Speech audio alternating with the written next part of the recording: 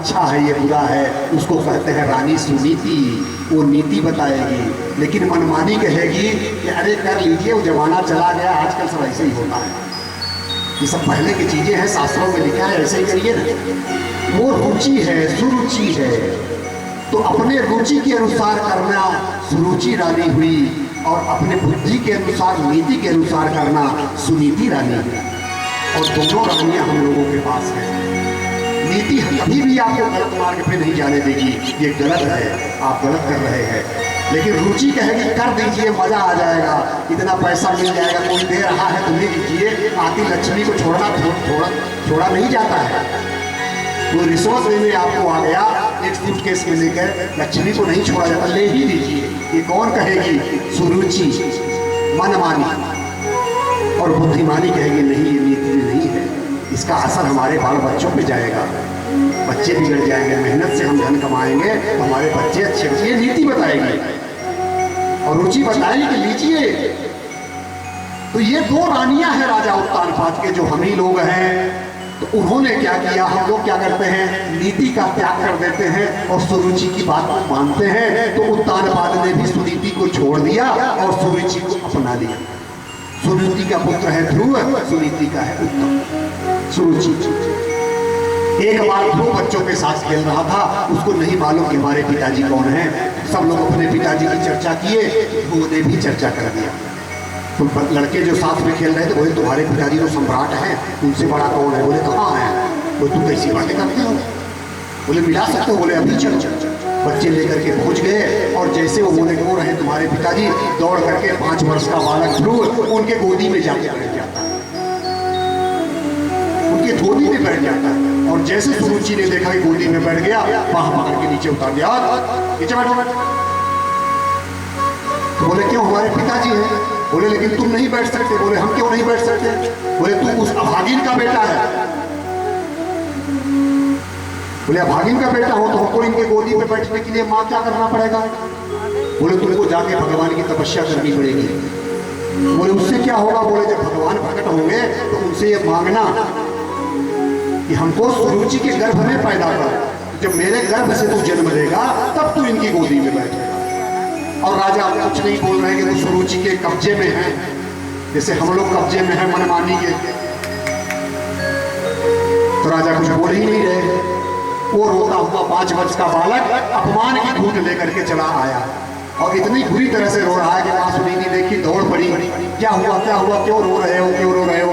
बोला माँ मेरा बहुत अपमान हुआ है, मैं पिताजी से मिलने गया था और सुरुचि माँ ने मेरे साथ ऐसा ऐसा किया।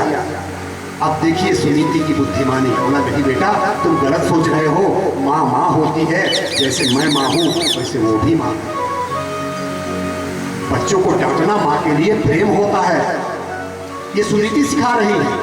ये नहीं सिखा रही है डंडा लेकर के जाना, पीछे से पीट करके चले जाना बराबर हिसाब से। बोले नहीं माँ मुझको कुछ भी कर देती, गोदी से उतार दे, मेरा अपमान कर दे, मुझे बुरा नहीं लगा, लेकिन उसने तुम्हारा अपमान किया माँ। बोला हमारा क्या अपमान किया?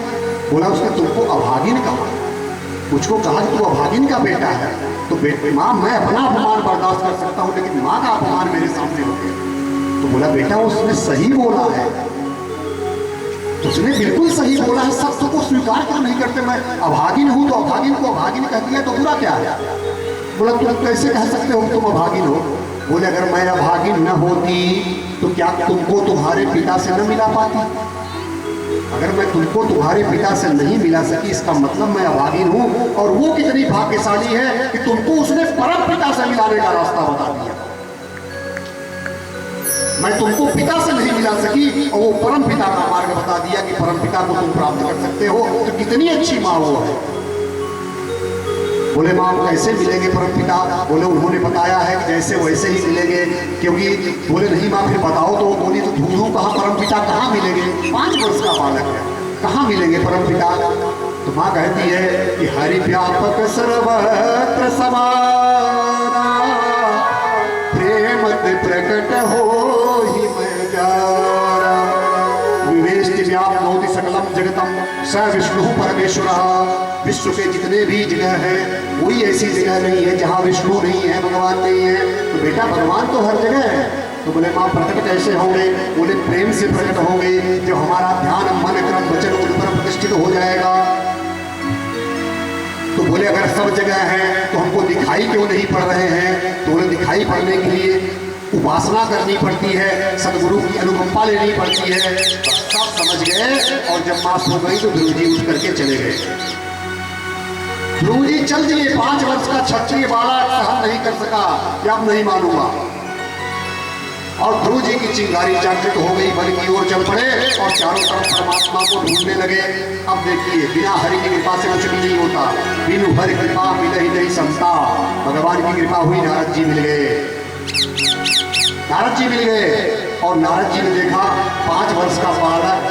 अरे बेटा तुम कहाँ जा रहे हो? बोले भगवान को क्या? बोले भी भगवान भगवान छोड़ो, खेलने कूदने की उम्र है, जाके खाओ। क्या छोटी छोटी बातों में ऐसे बेटा नाराज नहीं होते हैं कि उन्होंने कह दिया कि तुम नाराज हो गए तो नाराज हो जाओगे, घर चले जाओ। नाराज जी के मन ही मन मुस्कुरा रहे हैं कि अहो तेज क्षत्रियाणाम मान भंगम मिश्रताम। अद्भुत है इन क्षत्रियों का तेज कि 5 वर्ष का बालक और वो भी इस प्रकार का वैराग्य लेके चल पड़ा। आप लोग घरों में भी देखे होंगे, हम लोगों के पास भी वैरागी होते हैं, लेकिन घर गृहस्थी में जो वैरागी हैं, घर छोड़ के चलते हैं, उनको कहा गया है मरकट वैरागी। मरकट माने बंदर की तरह। थोड़ी सी तुम्हें घर में हुई, चल दिए छोड़ करके घर। क्या आप घर छोड़ के वैरागी होने जा रहे हैं? रेलवे स्टेशन तक पहुंचे थे कि अपने नाती पोते की याद आ गई कि बबलू हमारा खाना नहीं खाएगा हमारे बिना। हमारे हिसाब से होता था। अब थोड़ा सा बड़ा हो जाए तब घर छोड़ा जाए। स्टेशन से लौट के आ गया। हम लोग ऐसे वैरागी हैं। मैं मरकट वैरागी, बंदर की तरह कभी।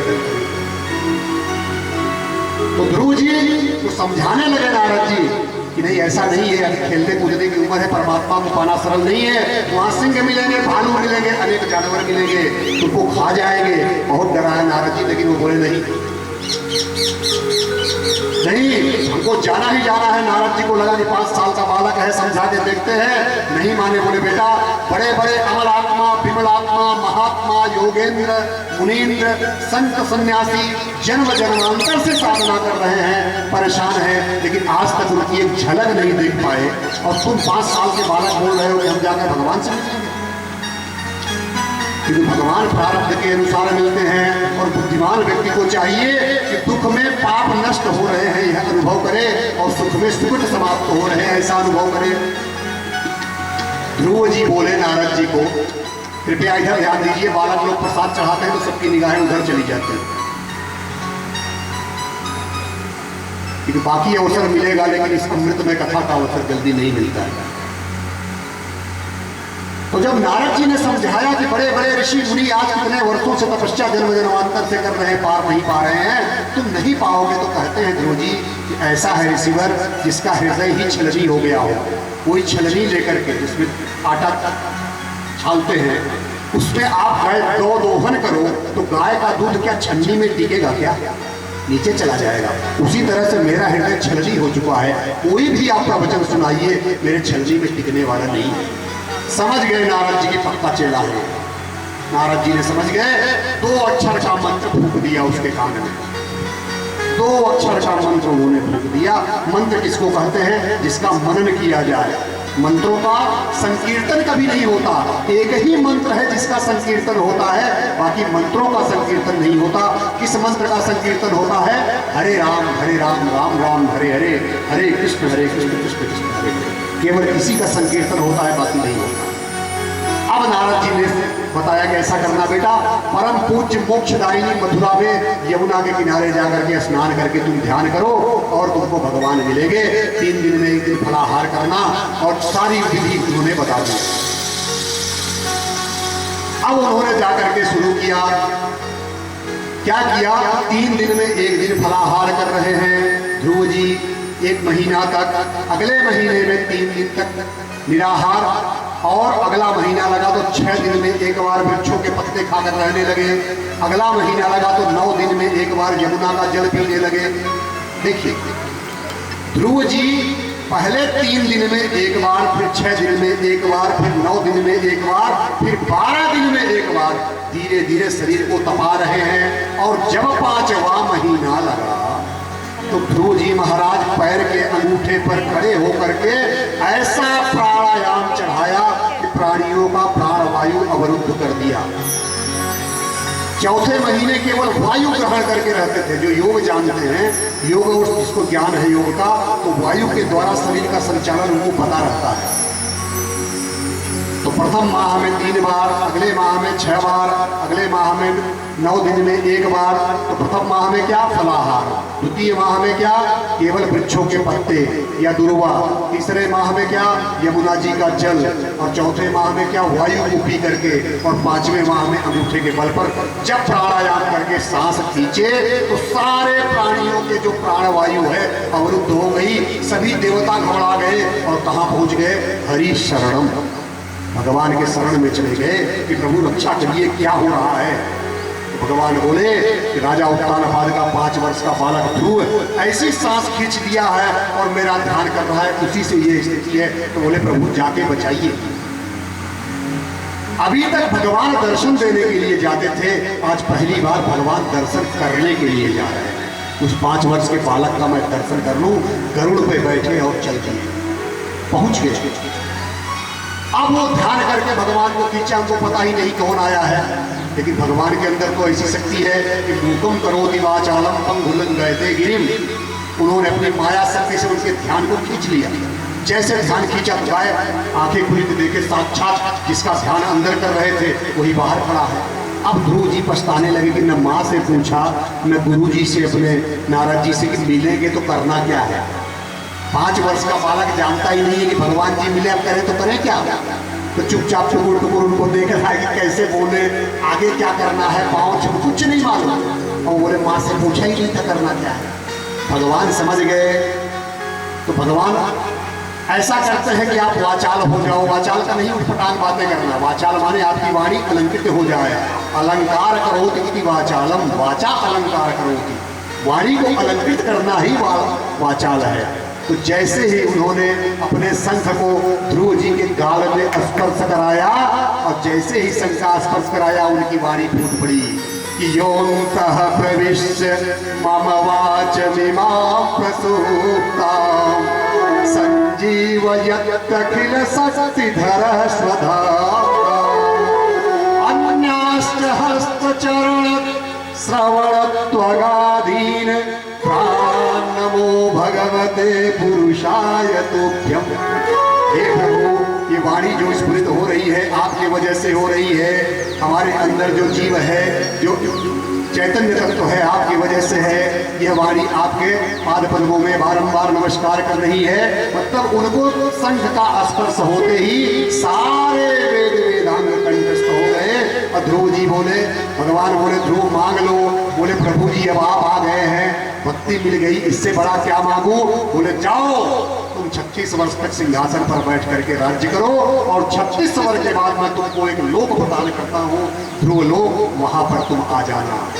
क्योंकि उनको मालूम था कि माँ के हट से आया है तो ये अर्थ के लिए आया है, तो पहले इसको अर्थ से भरपूर कर देता हूँ, उसके बाद अपने लोग बुला लूंगा। और जब वापस वो घर आए ध्रुव जी, तो वही रानी, कौन, सुरुचि, राजा उत्तानपाद, सारे लोग उनके स्वागत के लिए दौड़ पड़ते हैं। रानी भी हाथ जोड़ करके खड़ी है। ध्रुव जी महाराज दौड़ करके पिता को और सौतेली माँ को प्रणाम करते हैं। बाद में ध्रुव जी महाराज राज्य करने लगे। 2 विवाह हुआ, ब्राह्मी और इला, इनके 2 पत्नियां हुई। उत्कल और वत्सल इनके 2 बेटे हुए। और उसके बाद कुछ दिनों के बाद इनका जो भाई है उत्तम, यक्षों के साथ युद्ध करने में मारा गया। और माँ ने जब सुना सुरुचि वो भी दौड़ करके गई, तो जंगल की दावाग्नि में वो भी जल करके भस्म हो गई। जब इनको पता चला कि यक्षों ने मेरे भाई को मार दिया है, ध्रुव जी ने आक्रमण करके यक्षों को एक तरफ से विनाश करने लगे। यक्ष का मतलब उपदेवता, जो देवता हैं, उप जो होते हैं वो यक्ष के हैं, यक्ष कहलाते हैं। तो यक्षों को जब ये समाप्त करने लगे, इन्होंने प्रतिज्ञा किया कि यक्षों से रहित कर दूंगा इस धरती को। तब जाकर के ब्रह्मा जी को आना पड़ा, मनु महाराज को आना पड़ा। मनु महाराज बोले रोको रोको, क्या कर रहे हो तुम, ब्रह्मा जी के द्वारा बनाए गए विधान को ही नष्ट कर रहे हो। यक्ष समाप्त हो जाएंगे तो पूरी सृष्टि खत्म हो जाएगी। ब्रह्मा जी के समझाने पर ये मान गए। ब्रह्मा जी के समझाने से मान गए कि अच्छों के राजा जो कुबेर हैं उनको प्रणाम किया और वापस आ गए। 36,000 वर्षों तक राज्य किए। उसके बाद मृत्यु देवी स्वयं इनके आगे सिर झुका ली कि हमारे सिर पर चरण रख करके विमान आया, ऊपर से पार्षद आए भगवान के, विमान में बैठा करके मृत्यु देवी के सिर पर चरण रख करके ध्रुव जी उसके ऊपर बैठे विमान पर। और जब विमान चल पड़ा तो पार्षदों ने देखा कि इनका मुख मलिन है। बोले आपका मुख चिंतित क्यों है? बोले एक गलती हो गई। बोले क्या गलती हो गई? बोले जिसने हमको इस लायक बनाया उस माँ को हमने प्रणाम ही नहीं किया और आप लोग लेके चल दिए।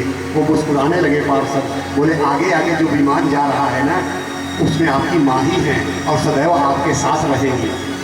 बोलिए भक्तवत्सल भगवान जय। तो अर्थ की समाप्ति भी कहाँ हुई? अर्थ की समाप्ति भी हुई भगवत चरणों में। तो अगर हम लोग अर्थ अर्जन कर रहे हैं, धन बढ़ा रहे हैं, घर बढ़ा रहे हैं, उनकी परिणति भगवान में हो रही है, तभी उसको अर्थ पुरुषार्थ कहा जाएगा।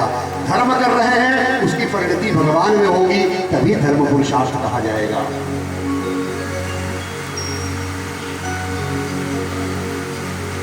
तो भगवान के गुण गाते गाते अब हम लोग आगे बढ़ते हैं।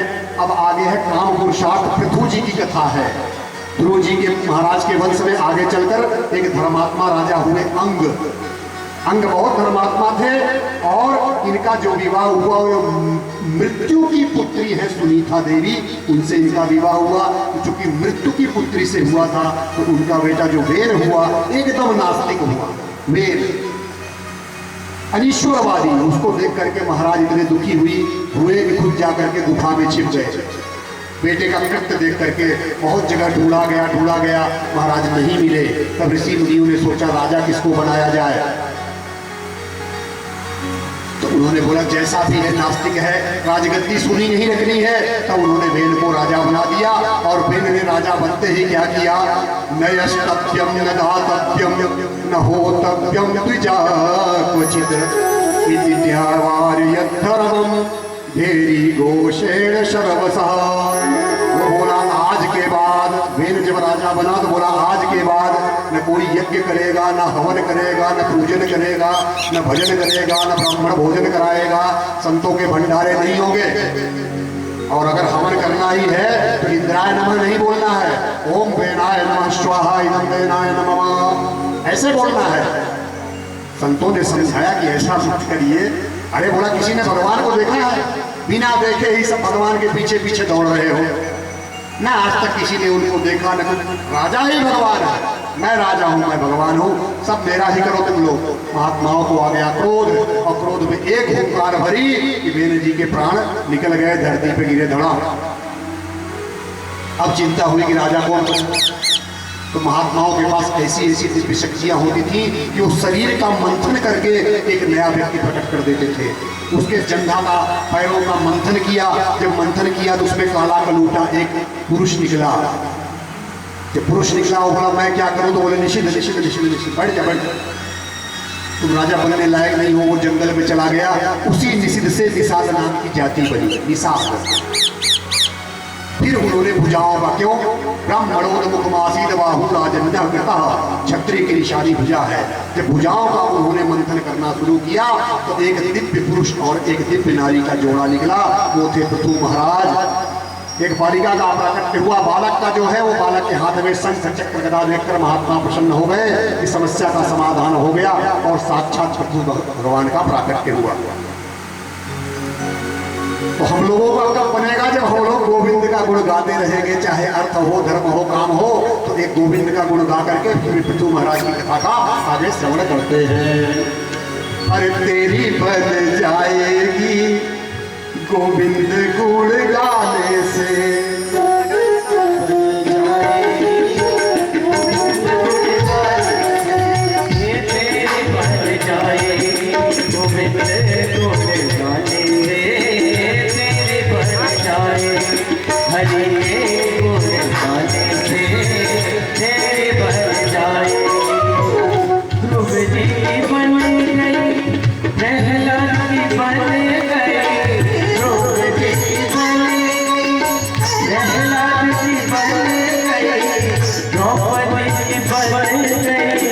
जीव के बढ़ाने द्रौपदी की बन गई, झील में बढ़ाने से तो तेरी बन जाएगी, बढ़ाने से तेरी बन जाएगी, हरि के गुण गाने से तेरी बन जाएगी।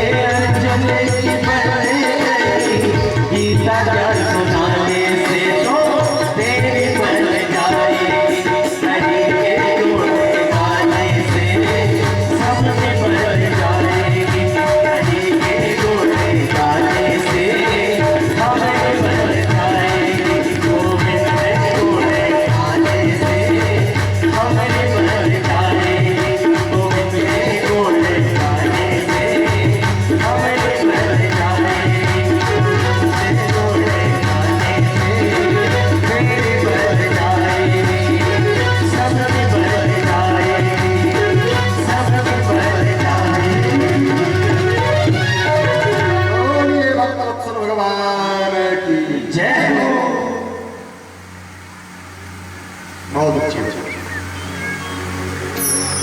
व्यासपीठ से एक निवेदन, कल भगवान श्री कृष्ण का जन्म उत्सव है, कल भगवान कृष्ण कथा में आ जाएंगे, चतुर्थ दिवस रहेगा कल। यथासंभव सब लोग कोशिश करें, यथासंभव माने अनिवार्य नहीं है कि पीला वस्त्र धारण करके आए, नहीं है तो कोई बात नहीं है। ऐसा नहीं है कि शक्तियाँ शक्तिमान को परेशान करने लगे कि तभी जाएंगे जब पीला वस्त्र नहीं होगा। पता चला पंडाल ही खाली हो गया और वहाँ पे गृह युद्ध शुरू हो गया। ऐसा नहीं करना है। भगवान वस्त्र से प्रसिद्ध नहीं होते। सबरी माता ने जूठा बैर खिला दिया, जूठा। आज समाज जो जाति वर्ण व्यवस्था की बात करती है, सबरी माता सबसे छोटी जाति की थी, भीलनी। और भगवान ने इतना प्रेम में वो आ गई थी कि भगवान को उन्होंने जूठा बैर खिला दिया। ऋषियों ने उनको उस घाट में स्नान नहीं करने देते थे कि अशुद्ध हो जाएगा। अब सोचिएगा कि भगवान किस जाति को कैसे मानते हैं, उनके लिए जाति क्या होती है। कृष्ण चतुर्वर्ण्यम मया सृष्टा गुण कर्म विभागशः, गुण और कर्म के आधार पर भगवान ने निर्माण वर्ण व्यवस्था की किया है, बताया है। तो माता भीलनी को स्नान नहीं करने देते थे। उसके गुरु मतंग ने बताया था कि तुमको प्रभु राम के दर्शन अवश्य मिलेंगे। रोज सुबह वो फूल बिछाती थी कि आज मेरे प्रभु आएंगे। और अंततः भगवान को आना पड़ा, क्योंकि भगवान भक्त के वश में हो जाते हैं, भक्त के वश में हो जाते हैं जब वो भक्त होता है। भाव के भगवान होते हैं। अब माँ इतना पागल हो गई, उसको समझ में नहीं आ रहा क्या खिलाएं। बैर ही है, बैर के अलावा जंगल में कुछ है नहीं। मीठा लगेगा कि नहीं, तो दांत से चीख रही है। खट्टा लगता था तो फेंकती थी, मीठा दे ही खा लो। और राम खाते जा रहे हैं। वाह क्या आनंद है। ऐसा भोजन भोग तो आज तक किसी ने लगाया ही नहीं। लक्ष्मण जी बोले भैया तुम भी खाओ। लक्ष्मण जी बोले प्रभु ऐसे घूर घूर के देख रहे हैं, राम की बात टाल नहीं सकते हैं। लेकिन घूर घूर के देख रहे हैं, तो जब राम जी उधर मुंह करके तो लक्ष्मण जी चुपके से फेंक देते थे ऐसे करके, और मुंह चलाने लगते थे। हाँ प्रभु जी अच्छी पैर है। लक्ष्मण जी ने ग्रहण नहीं किया, केवल भगवान राम की आज्ञा का पालन करने के लिए दिखाया कि मैंने खा लिया।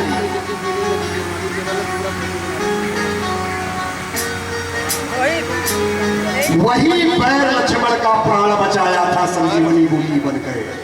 भक्ति में हो सकती है कि वीर धात्री शक्ति का भी निदान भक्ति की शक्ति से लक्ष्मण को हुआ। और वही संजीवनी बूटी बन करके जब रस स्वरूप उनके अंदर गई तो वो खड़े हो गए। बोलिए भक्तवत्सल भगवान की जय हो। इसलिए भाव प्रधान रहिएगा। और बहुत ही बढ़िया आयोजन, बहुत ही भक्तिमय वातावरण कि जो अमृतमयी ज्ञान की गंगा बह रही है, ये हर व्यक्ति के सौभाग्य में नहीं होती है। और दिनों प्रतिदिन इसकी जो तुलसी मिश्रित गंगा जी का जल है, उस तरह से धारा का प्रवाह बनता चला जा रहा है। आप सभी लोग धन्यवाद के पात्र हैं। कल भगवान का जन्म होगा। और आपको ये बता दें कि भागवत में यह नहीं लिखा है कि भजन गा करके भागवत करनी है, ये भी जानकारी है। श्रीमद् भागवत में यह नहीं लिखा है कि बीच बीच में भजन गाइए। हम लोग कलयुग के प्राणी हैं, बहिर्मुखी है। ध्यान दीजिएगा, बहिर्मुखी कि क्या है बहिर्मुखी होना। सतयुग में हम अंतर्मुखी थे, अंदर से आवाज आती थी ये करना है। जब त्रेता आया तो थोड़ा सा बहिर्मुखी हुई, और द्वापर आया तो कुछ ज्यादा ही बहिर्मुखी हो गए। इसलिए भगवान श्री कृष्ण ने बंसी बजाई कि अंदर में झांको, अंदर में झांको। और कलयुग में आया तो अंदर को भूल करके इतना बहिर्मुखी हो गए कि मंदिरों में घंटी और घंटा लगाना पड़ा कि टन टन करो तो शायद इनको अंतर्मुख का याद आए। तो ये कथाएं उन औषधि की तरह हैं आयुर्वेद की, जो कड़वी है। नींद आ जाएगी, तब आ जाएगी, उस कथा को जैसे ग्रहण करेंगे इतना कड़वा लगेगा कि बर्दाश्त नहीं होगा। तो सतयुग वाले ग्रहण कर लेते थे, द्वापर त्रेता वाले, कलयुग वाले मीठा और ये सब खाने के शौकीन हो गए। वो बोले हम आयुर्वेद नहीं खाएंगे। या तो होमियो को तो थोड़ा थोड़ा मीठा मीठा जैसा लगे, या तो हम एलोपैथी लेते हैं, आयुर्वेदिक नहीं लेते। लेकिन आयुर्वेदिक प्रतिपदत्त है, तो लोग सोचे कि आयुर्वेदिक खाएंगे नहीं तो इनकी बीमारी जाएगी नहीं। तो एक उपाय निकाला वैद्य लोगों ने, उसमें शहद मिला के चटाओ तो खा लेंगे। जब शहद मिलाओगे तो मीठा लगेगा। तो इस आयुर्वेदिक प्रकृति प्रदत्त कथामृत के लिए भजन रूपी शहद का सहारा लेकर के घोल करके आपको पिलाया जाता है। लेकिन ध्यान रखिएगा कि जो औषधि है वही स्वास्थ्यवर्धक है, वही रोग को दूर करेगी। भजन एक माध्यम है जो औषधि को डालने का प्रयास करता है। तो राजा पृथु जब प्रकट हो गए तो सबने मिलकर महाराज सूर्यवंशी पृथ्वी को चक्रवर्ती की पदवी प्रदान करके गद्दी पर बैठाया। और पृथ्वी महाराज जब गद्दी पर बैठे तो लोगों ने, बंदीजनों ने प्रशंसा के पुल बांध दिए। और राजा बोले ऐसा है, अभी अभी गद्दी में बैठा हूँ, मैंने कोई काम किया नहीं, अब आप लोग इतनी प्रशंसा कर रहे हो जैसे हमने बहुत काम कर दिया, झूठ मूठ की प्रशंसा बंद करो।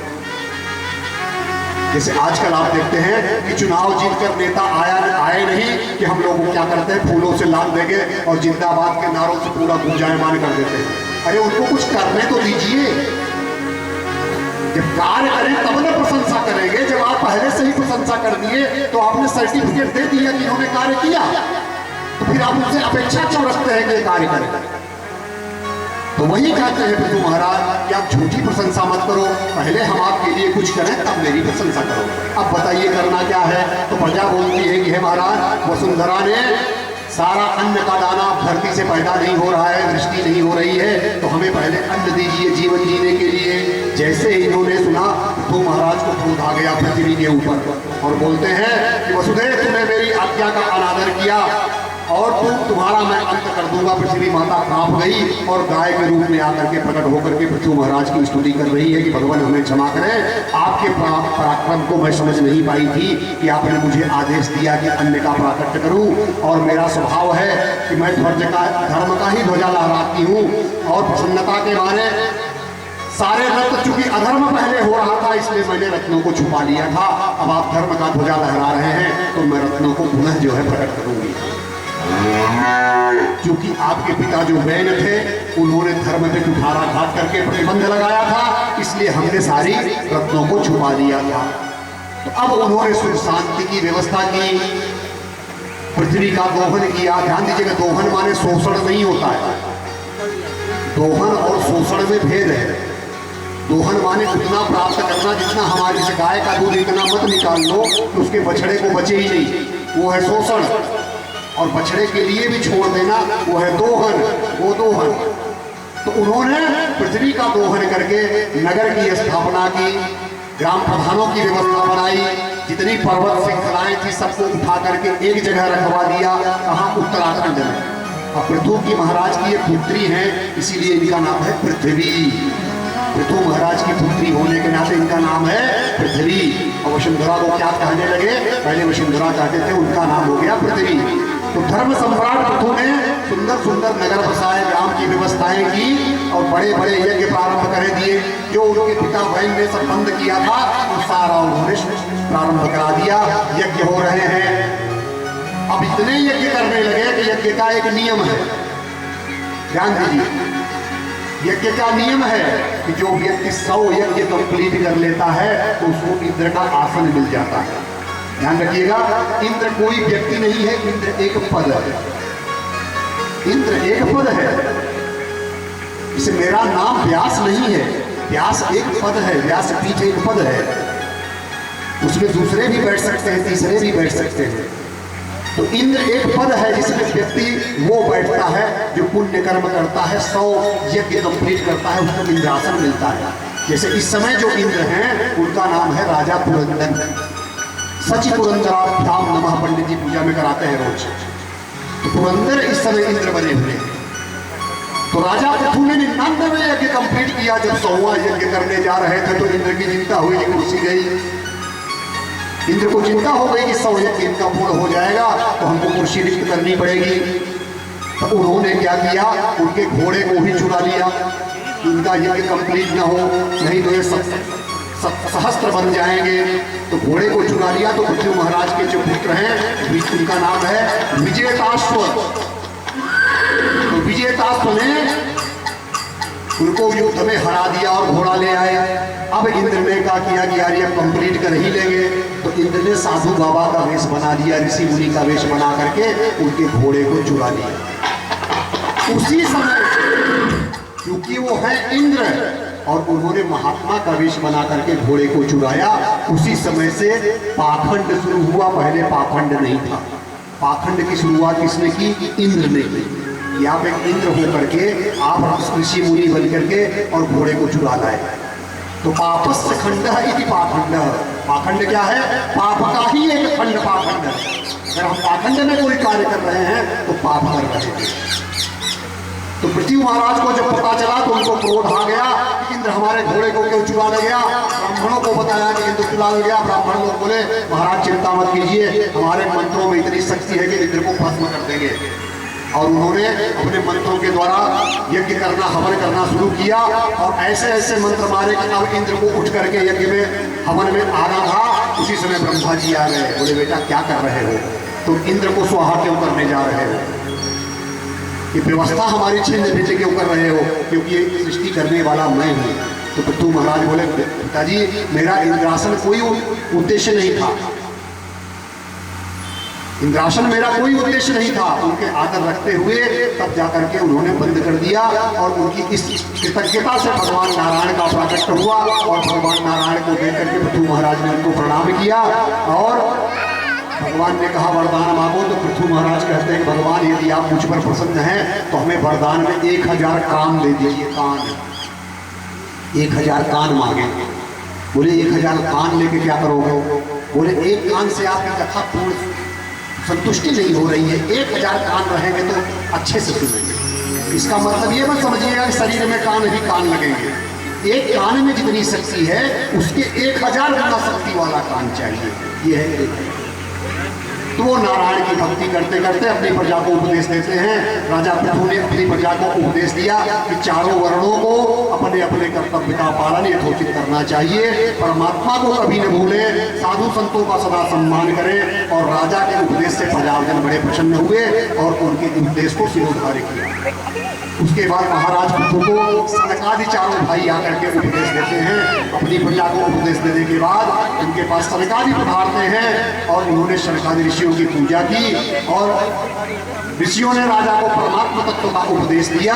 और महाराज पृथु के 5 पुत्र हुए, विजित्वाश्व, धूम्र, केश, हरण्यक्ष, द्रविड़ और मृग, ये सभी पराक्रमी हुए। चौथे पल में राजा पृथु ने समस्त पृथ्वी का भार अपने पुत्रों को सौंप करके वन में प्रस्थान किए और परमात्मा का भजन करते करते अपने धाम को पधार गए। बोलिए पृथु महाराज की जय हो। ये था काम पुरुषार्थ, इसकी भी परिणति कहाँ हुई? भगवान में। अब अंतिम पुरुषार्थ कथा है मोक्ष पुरुषार्थ। ध्यान से श्रवण कीजिएगा, ये ऐसी कथा है कि आज आप लोगों को एक ऐसा ज्ञान मिलने वाला है। कृपया सभी लोग सावधान हो जाइए।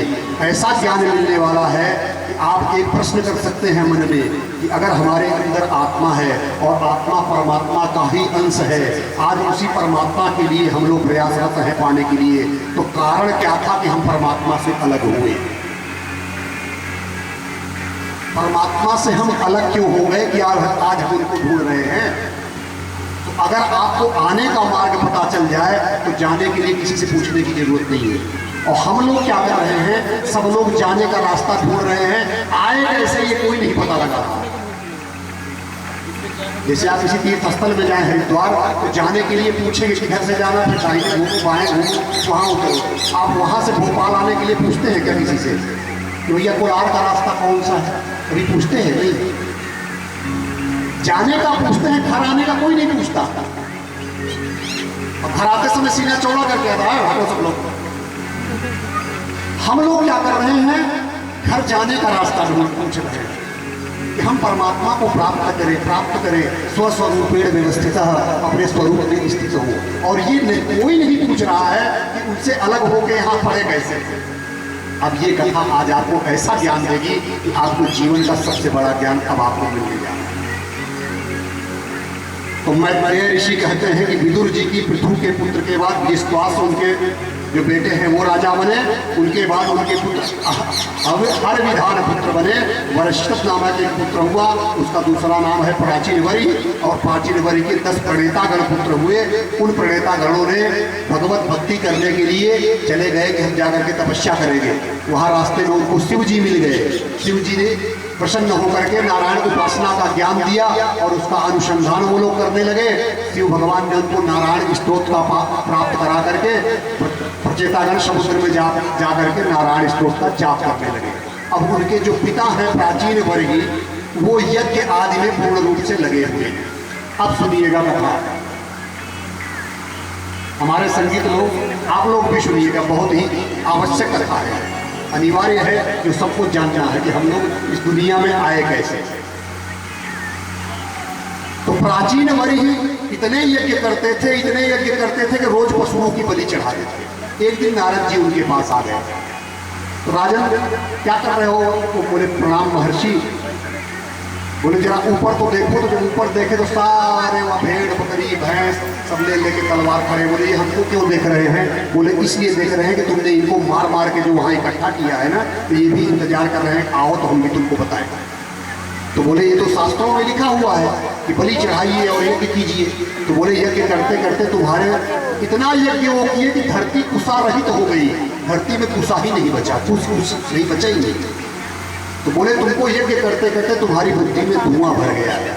अब हम तुमको एक ज्ञान दे रहे हैं, ध्यान से सुनिए और सभी लोग इस ज्ञान को ध्यान से सुनिए। बोलिए वृंदावन बिहारी लाल की जय। एक राजा था, उनका नाम था पुरंजन। आसीत पुरंजनो नाम राजा राजन गच्छवा। एक राजा थे, उनका नाम था पुरंजन। ध्यान से समझिएगा। उनका एक मित्र है, उनका नाम है अभिज्ञात। अभिज्ञात का अर्थ होता है जिसको सब कुछ ज्ञात हो उसको कहते हैं अभिज्ञात। कई जगह अभिज्ञात लिखा है, जिसके नाम ही न ज्ञात हो वो है अभिज्ञात। तो राजा ने उनसे अभिज्ञात से पूछा कि तुम कौन हो? तो बोले हम अभिज्ञात हैं, सब कुछ सर्वज्ञ है, सब कुछ जानने वाले हैं। तो राजा और उनके मित्र दोनों एक साथ रह रहे हैं, एक साथ आनंद पूर्वक रह रहे हैं। कहाँ रह रहे हैं? वैकुंठ में रह रहे हैं। वैकुंठ जैसा सुख कहीं है ही नहीं, क्योंकि जहाँ माया कुंठित हो जाती है उसका नाम हो जाता है वैकुंठ। आनंद पूर्वक दो ही लोग मात्र रह रहे हैं। बार बार निवेदन कर रहा हूँ, ध्यान से श्रवण कीजिए। बाकी कार्यकाल के लिए समय मिलेगा, लेकिन इसके लिए नहीं मिलेगा। बाकी जगह आपको सावधान नहीं कर रहा था, यहाँ सावधान कर रहा हूँ। दो ही लोग रह रहे हैं, अभिज्ञात और उनके मित्र पुरंजन। एक दिन पुरंजन राजा ने बोला कि मित्र बोले क्या? बोले यार मैं थोड़ा घूमने जाऊंगा, पृथ्वी लोग और सब पूरा लोग घूमूंगा। बोला क्यों घूमोगे, यहाँ कोई परेशानी है? बोला नहीं मैं राजा हूँ, जब मैं ही सर्वे सर्वा हूँ तो मेरी सारी अपनी सत्ता है, कहीं भी घूमूं भ्रमण करूँ। तो बोले उद्देश्य क्या है घूमने का? बोले मैं उद्देश्य ये है कि वहाँ सबसे सुंदर जगह मैं ढूंढूंगा, अच्छी से अच्छी जगह कहाँ है, झरना हो झील हो। बोले उसको क्या करोगे ढूंढ करके? बोले वहाँ पे मैं ऐसा जैसा वैकुंठ जैसा वातावरण बनाऊंगा, तो दोनों तुमको ले, तुम्हारे बिना नहीं रहूंगा, तुमको लेकर के साथ में चलेंगे और दोनों लोग वहीं पे रहेंगे। दोनों लोग वहीं पे रहेंगे। उन्होंने मना किया अभिज्ञात ने, मत जाओ, यहाँ जैसा सुख कहीं नहीं है। वो माना नहीं कि मुझे जाना है। और तुम ये मत सोचो कि तुमको इस जन्म में तुमको नहीं छोड़ सकते हैं, कभी नहीं छोड़ेंगे। हम केवल घूमेंगे, अगर जगह पसंद कर लीजिए आप लोग वार्तालाप, उसके बाद शुरू करते हैं।